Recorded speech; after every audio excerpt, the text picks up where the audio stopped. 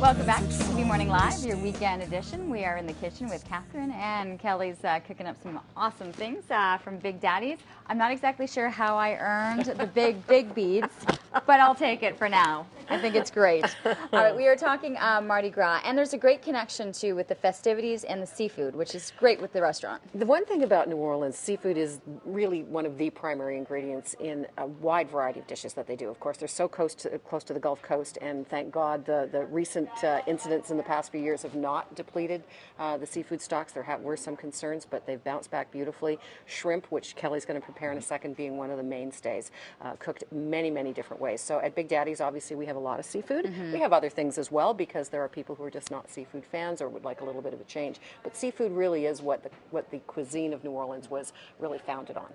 And then when you look at it too, there's the seasoning and the spices and the sauces, which really kind of they come out with this kind of cooking. Is that right? That's correct, yes. Yeah. And that's really because of the combination of cultures. You have Spanish, Portuguese, French, African, Italian. It really is a melting pot of cuisine cultures in New Orleans, and that's what gives it so many great flavors. Flavors that you have chosen for us this morning are? Well, we're going to be cooking up some pecan shrimp. Gotcha. Now, people up here say pecan. I like to say pecan because that's how they say it in the Tomato, tomato. So first we actually take our prawns and we douse them in flour. Now, is it based on size in terms of how what's going to work? These are our jumbo shrimp. You can use any size shrimp. Mm-hmm. We like to use the jumbo ones just so you get a nice full flavor of shrimp with every bite.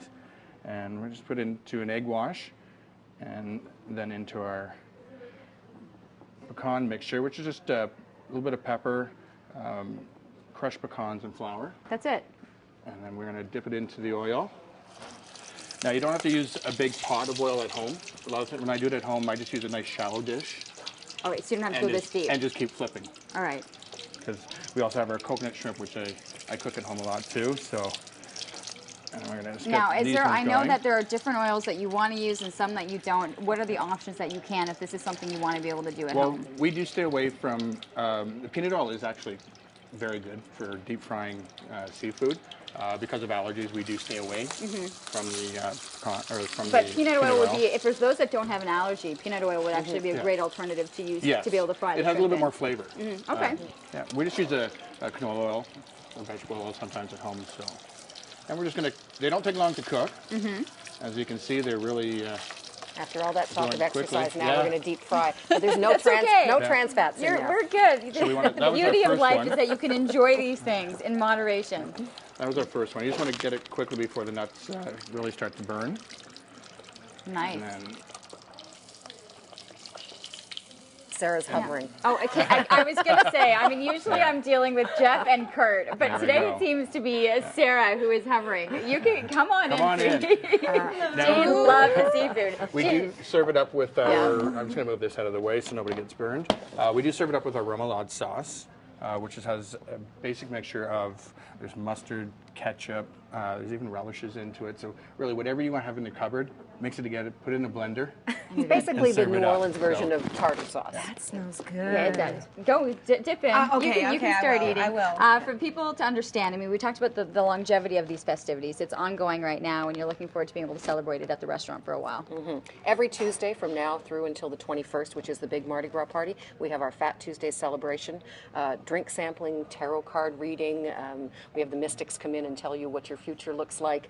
We have special food sampling, and of course the restaurants are decorated in New Orleans Mardi Gras style. And you don't really have to work very hard to be able to get the beads. No, don't worry about that. You can get into all of Staff that. are in costumes, so we encourage other people to come in costumes. A lot of our regulars do. And we are actually, for charity, giving away the, $5 donation for cancer research.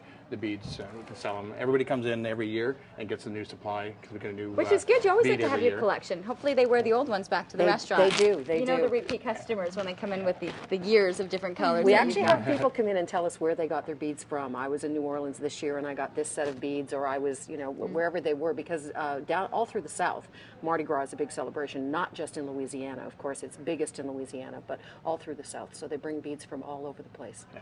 Very fun. And it's impressive that they can remember it, too.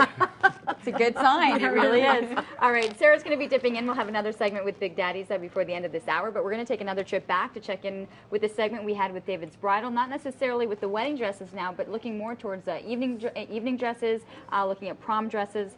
The opportunities, the selection is endless. Here they are.